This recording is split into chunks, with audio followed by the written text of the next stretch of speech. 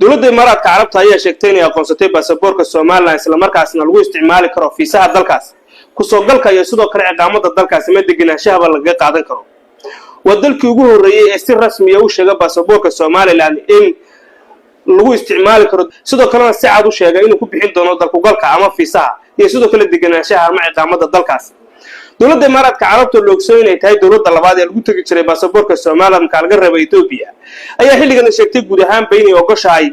in lagu qaato deganaanshaha muwaadiniinta dalka wax kaga iibsan karaan kuna joogi karaan sidoo kalena kaga bixi karaan oo ay ku qabsan karaan muraadadooda gaarka sidoo hore soo sheegnay wadalkii ugu horeeyay ee ku dhiiraday inuu Soomaaliland baasaboorkeeda ku bixin doono deganaanshaha dalkaas isla markaasina uu lagu soo gali karo ku bixin doono fiisaha haddaba dowladda Imaaraadka Carabta maxay kala kulmi kartaa cawaaqib dowladda federaalka Soomaaliya taasoo inta badan duulaan ku qaada cid kasta oo Soomaaliland aqoonsi ama baasaboor ama gooni istaageeda garab istaagta dowladda Soomaaliya ayaa xilligan loo ogsoon yahay dowladda Imaaraadka inay ka dhaxeeyay xiriir xooggan isla markaasina ay yihiin saaxiibo aad isugu dhow iyadoo maalmihii la soo dhaafin uu guux ka jiray magaalada Muqdisho kadib markii madaxweynaha dowladda federaalka Soomaaliya Xasan Sheekh Maxamuud uu mid ka mid ah xeryaha militariga ee magaalada Muqdisho u bixiyay magac sarkaal sare oo ka tirsanaa ciidamada dowladda Imaaraadka khaasatan laanta militariga haddaba dowladda Imaaraadka sidoo kale dowladda federaalka Soomaaliya oo heerkaasi taagan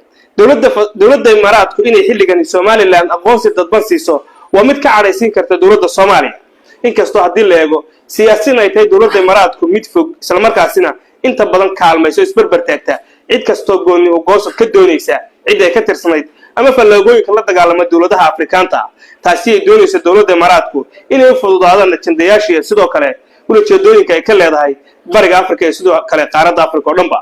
waxa loo ogsoon yahay dowladda Imaaraadku inay maalgeliso jabhadaha ka dagaalama Liibiya Mali Chad Afrikada dhexe iyo wixii la mid ah isla markaasna ay ka leedahay ujeedooyin gaar ah haddaba dowladda Imaaraadka Carabta ayaa xilligan ujeedka Soomaaliland ay u siisay aqoonsiga dadban ayaa waxay tahay haddii ay ku dhawaaqdo aqoonsi buuxo oo ka dhana Soomaaliya inay cawaaqib kala kulmi karto dowladda Soomaaliya taasi oo dagaal toos ah la geli doonto oo diblomaasiyadda iyo sidoo kale siyaasadda balse xilligan ay ku dhawaaqday aqoonsi dadban kaasi oo ah inay ku soo gali karto cid kasta oo baahan baasaboorka Soomaaliland ku bixin karto fiisaha ama dalku galka iyo ciidamadaba taasi oo ah inaan baasaboor aan adduunka laga aqoonsanayn ama aan aqoonsanayn aanad ku bixin karin dalku galka iyo sidoo kale ciidamada taa micnaheedu ay tahay inay aqoonsi buuxa siisay haddaba xukuumadda Soomaaliland ay xilligan xilka ka sii degaysa ayaa arrintaasi aad ugu dadaashay isla markaasna ay ahayd halka qorshe ee dhanka guusha u qaaday xilligan ay ku